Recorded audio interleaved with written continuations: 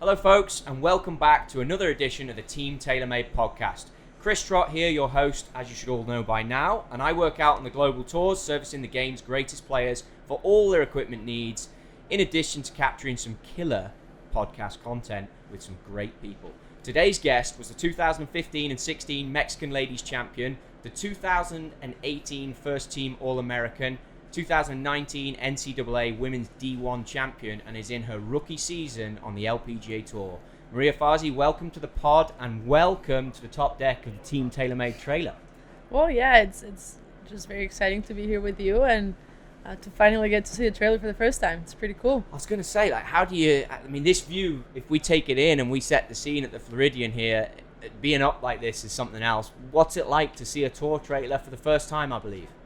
Yeah, it's great just seeing how cool it is, and of course you can see it from very far since it sits up pretty high on the second floor here, and it's cool with like the glass so you can see outdoors, and it's just pretty cool also to meet some of the people that work on the trailer and just getting to know more of the Team TaylorMade family. Tell me about you and golf clubs, because for me as well, we only met a little earlier. Are you much of a club tinkerer? Is it something that you know a lot about? Some players know a ton about it, others are like, help me deal with this, or I don't want to know. How about you? Yeah, I think I just go off feel. I don't really ever look at numbers. I'll probably peek in and for a few things, but I'm not a golf geek, if you know what I mean. I think I'm just more of, okay, this feels good, this looks good, and if the guys who are fitting me say it's good, then I'll be okay with it. The one thing that I do play around a lot with is my putter. I think I switch putters quite often. I guess I get tired of the look. It doesn't matter if I'm putting well or not. I think putting is probably the only thing that I'm a little more. So even if you're putting well, you might make a change as well. Just if you yes, want. Yeah. I get tired of the way a putter looks for some reason, and I'll of course keep the good putters at home and always kind of go back to those. I think I have 3 or 4 putters that I kind of just rotate, but I think putting is probably the only thing that I'm really a geek about. I really care about the little numbers and of course how it feels and how it looks and how it sits and all those things. But when it comes to my clubs and wedges, irons, and woods, it's just more of, if I like the ball flight and the guys back there say the numbers are well, then I'll just carry on. So when you go through just carrying on, are you a player that likes to shape the ball, or are you a player that likes to just see straight? When is there any flag of hey, this might not work for me, or this is excellent? I get it, you've got to satisfy the track man and back there, but you're the player at the end of the day. So when do you overrule, or has there ever been a situation where you overrule and say, that doesn't hit the shape I want, I'm not doing it?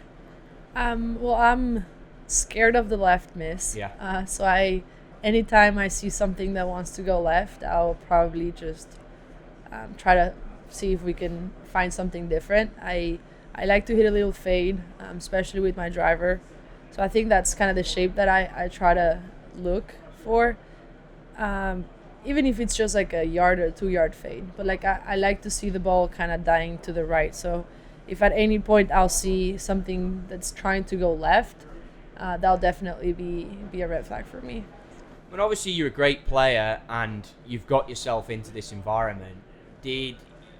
As amateur golfers look on this, and obviously I want you to talk from a lady's perspective here, what can they expect to see from the new product? Is there anything that jumped out for you that the guys might not pick up on and you're like, hey, this is pretty cool? Well, I think I was actually testing out drivers with Bo Hustler earlier today, and just kind of hearing what he has to say. To my eyes, he's more of a golf geek than I am, for sure, and he was talking about the difference in spin and how he liked the ball flight and all these things. And for me, I just like that even when I hit the ball, my miss was still the same. It was very consistent, a lot more forgiven, for sure. and I know than previous products you've used. Yes, and did you notice twist face in there? You know, our twist face technology in the face. I mean, that sounds to me like that's what you're talking about. Yes, absolutely. And even, I mean, I know we had the twist face on M5 and M6, but I think even more so now. It's just very consistent. I picked up like 3 miles club head speed. I was at 106 with my driver, like on a normal basis, and after testing with the new product, I'm at 109. Wow. So that's of course, that's a big deal for tour. It's pretty good. I mean, and I don't feel like I'm having to swing super hard or anything. And I mean, it's on the range. I'm sure that's number's probably gonna go up when I tee it up under the at pump, a tournament. You know. So I think that's pretty good, and I love the way it looks. That's big for me. It just sets up very nicely, and it's like a lighter color on the head. It's almost like a kind of like a dark grayish kind of. Chalk.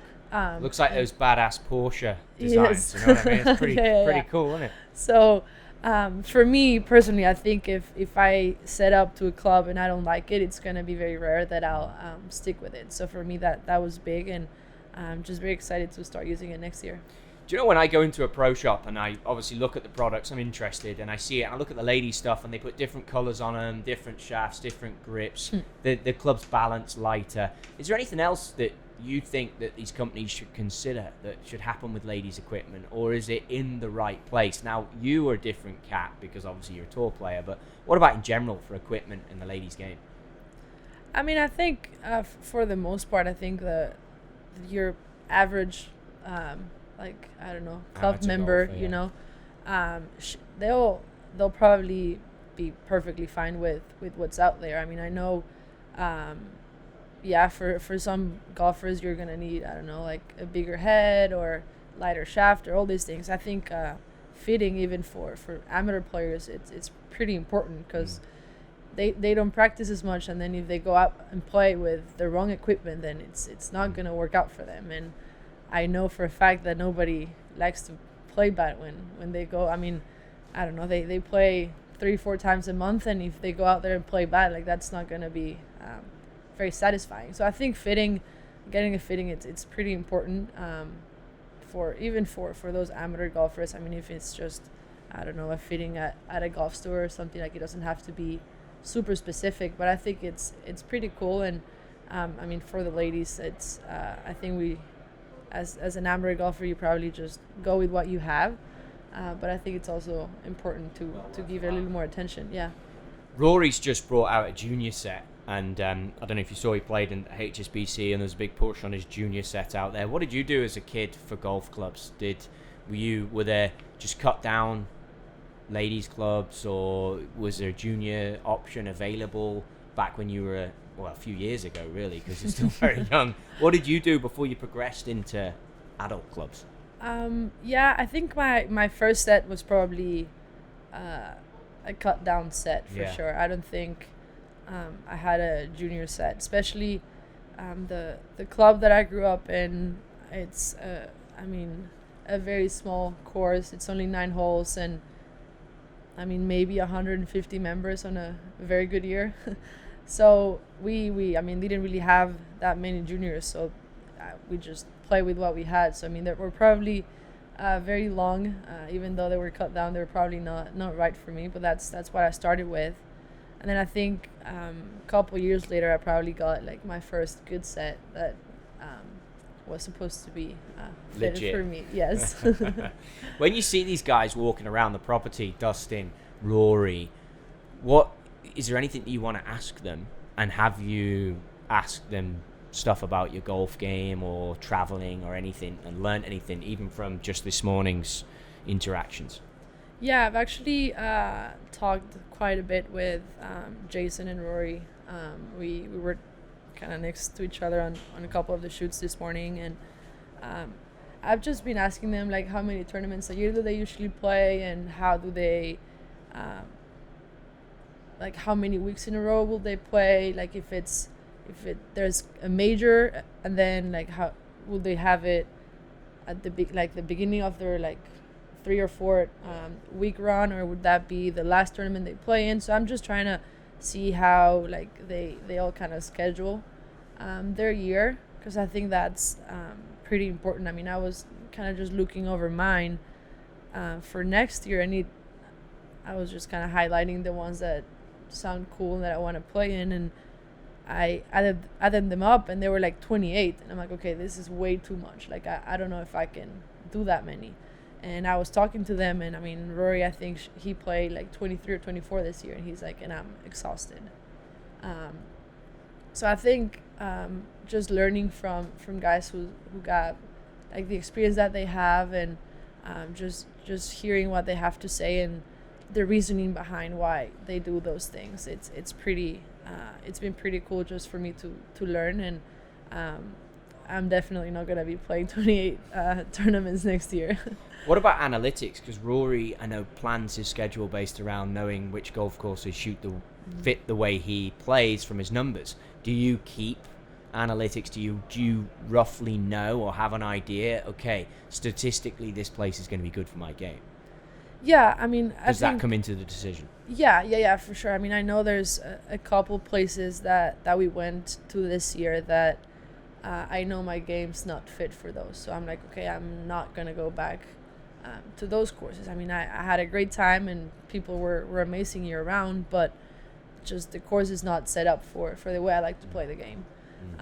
So I think, like that'll, with the US, I think that's going to be an easier decision for me to make. Like now, I have to go and I have to see the courses and I have to get those numbers and get the stats and be like, okay, this is not a good place for you. Or maybe this is an amazing place for you, even if I didn't play as good this year, or if I didn't like it or whatever. But like if statistically it's a good place for me, then it'll definitely be something to consider. But I think especially next year and maybe the year after that, it's just going to be like a try and error kind of thing for me, just to really get in the groove of competition on the LPGA and what I want from just every week that I play.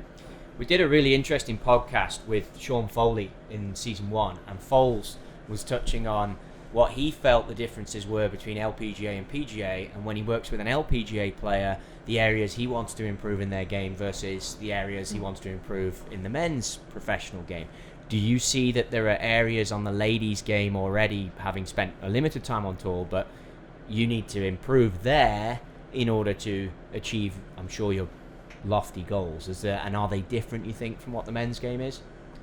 Well, I think for a lot of the setups this year, I think the scores were very low. Yeah. So you gotta be making putts, and that's always gonna be something that every golfer is working on, just trying to be making more putts and stuff. But I think for me and for what I've seen, I think I need to dial in my approach shots to the greens, because I'm having, I don't know, shots from 80 to 130 yards like all the time. Like I rarely have a mid iron. It's always short irons and wedges that I'm having to hit into the greens.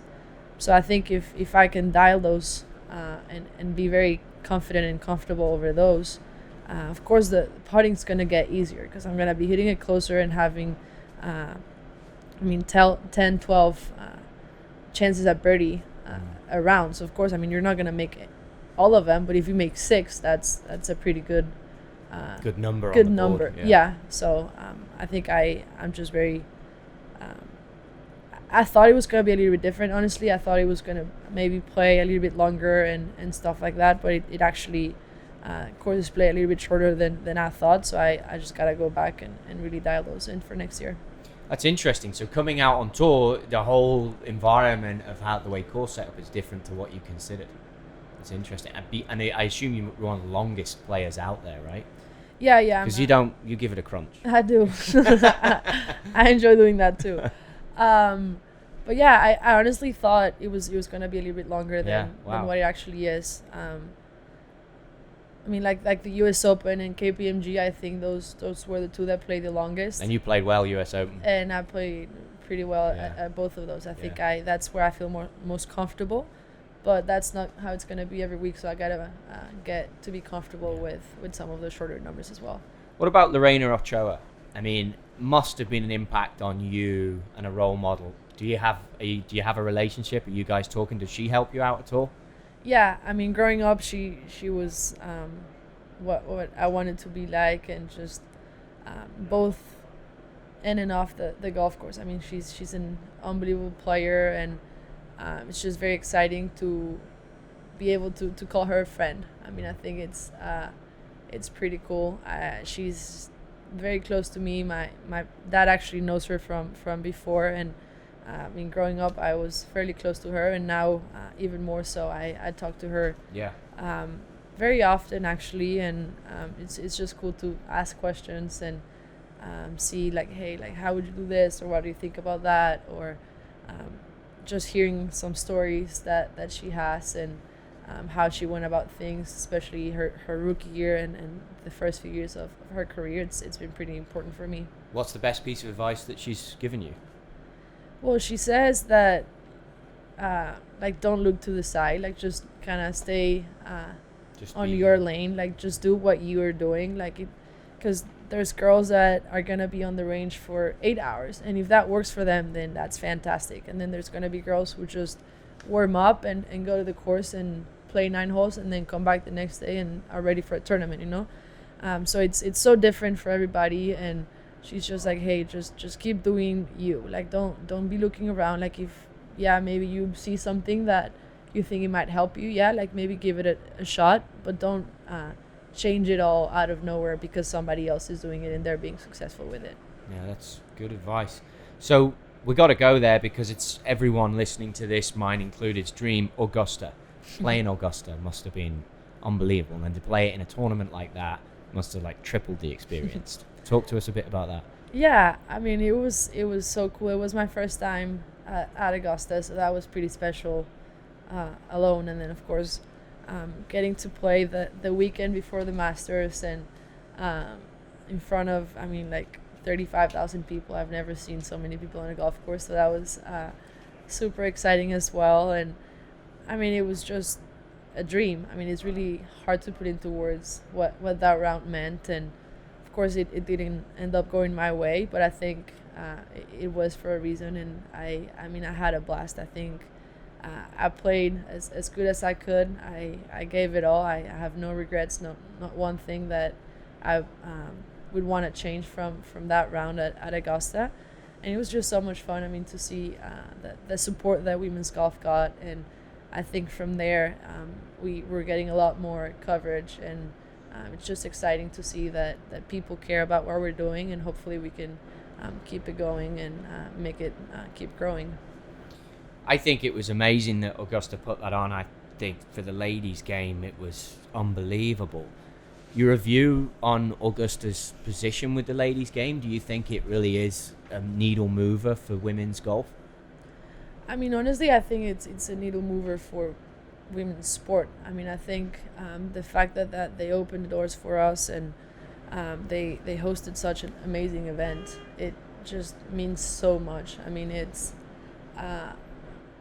many people would have never said that was going to happen, you know, and the fact that it did, and I mean, they opened the doors for us. They went all out. I mean, they didn't hold back with anything. They treated us, I mean, as good as you can ask for, and of course, having it the weekend before the Masters, I don't think the course it's gonna be in as good a shape as what we played in. So I think it's big what they did. It's definitely something that's gonna inspire, hopefully, some other people, and we can maybe, like, start a movement with that. Mexico City to becoming an Arkansas Razorback. I mean, I've been to Mexico City and I've been close to Arkansas, very close. That's a serious transition. It's almost as much as me coming from the Wirral, England to Southern California. How do you wrap your head around that? You obviously, I've heard and read you loved Arkansas, and I believe that experience, from what I'm sure everyone's heard and read, really has impacted you as a person. But how did the girl from the city go to that? How did that happen? I don't know. There was a couple Mexican girls on the team in Arkansas at the time when I was being recruited, and one of them, I'm very good friends with her brothers. They're a year older than me, and we were all from like the same region. We played golf growing up, both regional tournaments and national tournaments. So I was pretty close with them, and she's like, hey, this is an amazing place, like just come look at it. And then like the coach would also come, Arkansas coach Shauna would come to watch the Mexican Am as well. So she watched me play a couple times, but I was like 14 at the time, didn't really have a lot going for me, to be honest. I mean, I hit it long, but that was probably about it. I mean, Were you using the cut down clubs that were too big for you, or were you in the ladies clubs at this point? I was in the ladies clubs. They were probably not good enough for me, and I wasn't good enough for them. So let's not blame it on the clubs. I can do that all day, but I'll be real with you guys, and I think it was just a little bit of both. And yeah, I mean, she watched me play, and it just happened to be that there was a junior event. I mean, 30 miles probably from school, from Arkansas, and my mom's like, hey, let's just go. We play the tournament, and then we go visit the school, see what you think. I mean, we're all already there. Let's just... So as we were kind of coming down on the plane, I was sitting by the window, and I was just looking outside, and all you could see were like cows and chicken farms, and I was like, Mom, where are we going? I was like, there is no way I'm gonna come to school here, like absolutely no way. There was nothing. I mean, it was just fields, and completely different to Mexico City. Yes. Land there. And my mom's like, hey, you know what, like, we're already here. If you don't have to come, like, you just go take a look at the school, be polite to the people that are making this happen for us, and then we can just go home. Like, the fact that you come to visit doesn't mean that you have to come here. So it's like, okay. And we were supposed to meet with Coach Shauna and Coach Mike at the Blessings, which is our home course. And we're driving on a 2-lane road with fields to the right, fields to the left, a couple cows. I was like, okay, whatever. And we pulled into the Blessings, and it's just, I mean, it's just so hard to explain. Like, you pull in, and it's this super modern clubhouse, and you can kind of see a little bit of the course, like the 18th hole, and it's just, everything's perfect. People at the gate are like, okay, like, yeah, we're expecting you, like, please pull to the left. And then I see Mike and Shauna, and I kind of meet them for the first time, and they showed me around, and I just fell in love with the place, yes, but more importantly with the people. I mean, they just made me feel like I belonged.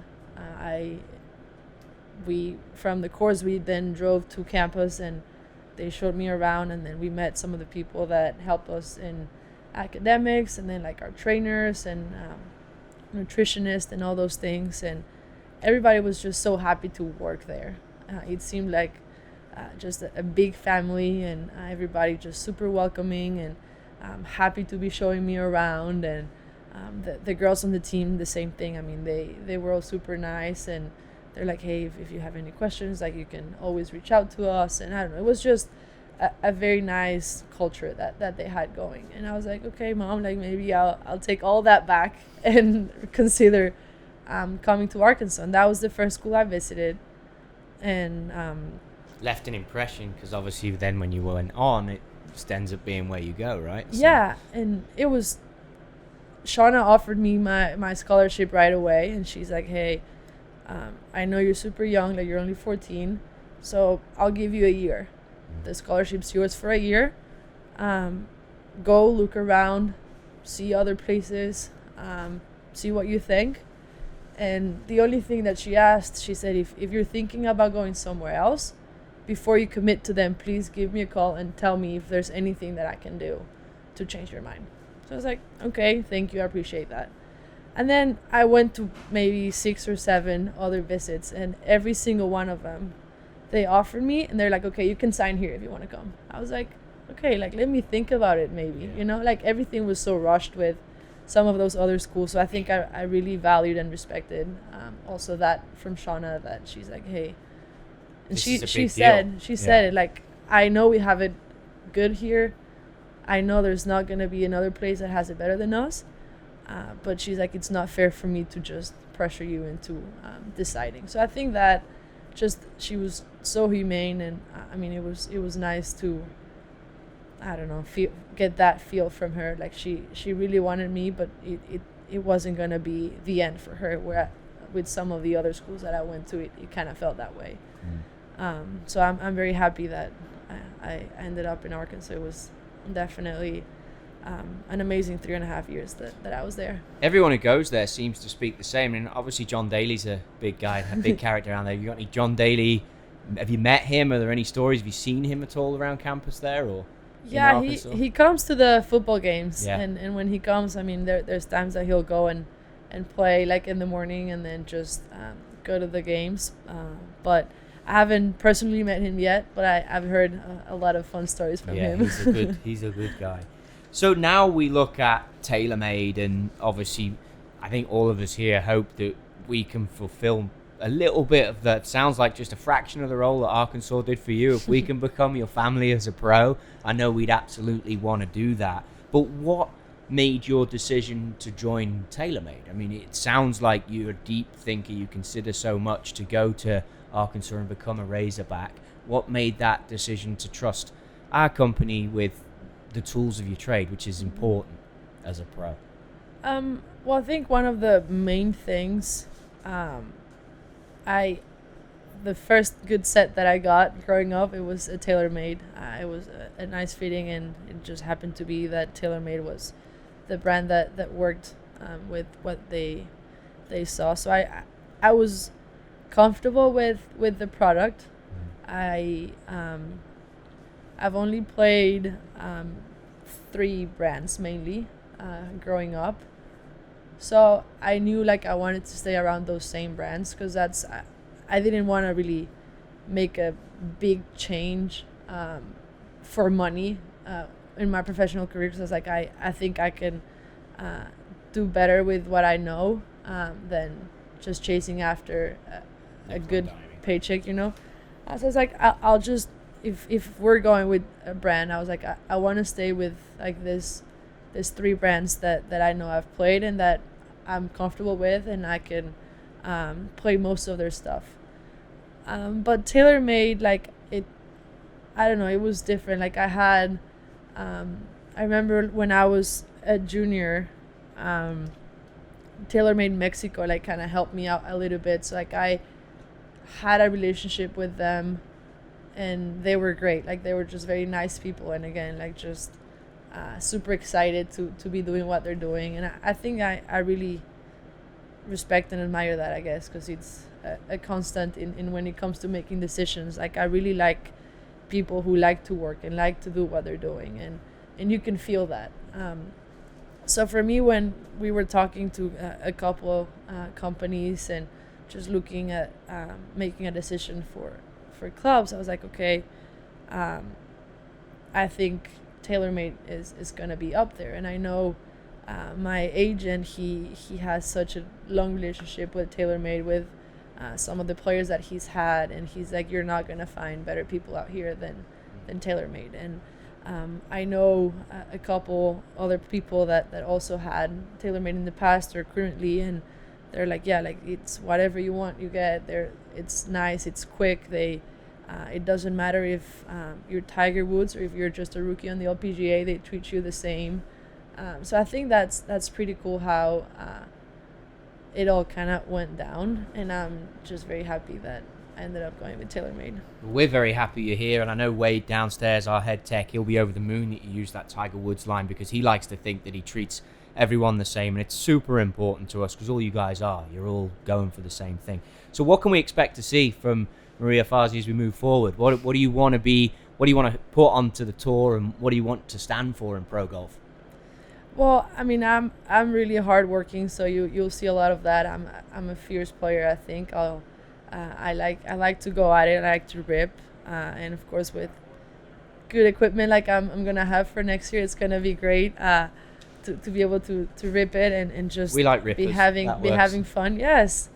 But I think for me it's just gonna be like I'll be giving it my all when I'm out there, and I always try to keep a smile on my face, regardless of how golf is going. I think I'm just very lucky to be where I am. So for me, it's just going to be a lot of that, just a smile on my face, playing happy golf, and just trying to help the game grow, especially on the women's side. That's awesome. So we always wrap these podcasts up with speed-injected questions. Don't be too scared now. You should be fine. So, Torrey Pines or Beth Page? Torrey Pines. Would you rather lead the tour in strokes gained off the tee or strokes gained putting? Off the tee. It's probably the wrong answer, That's but it's good. okay. You're a ripper. I like it. The one course you could play every day for the rest of your life? Augusta National.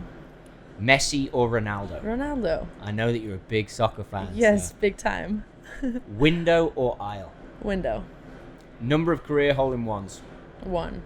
What would you shoot lefty? I wouldn't hit the ball. So, a lot.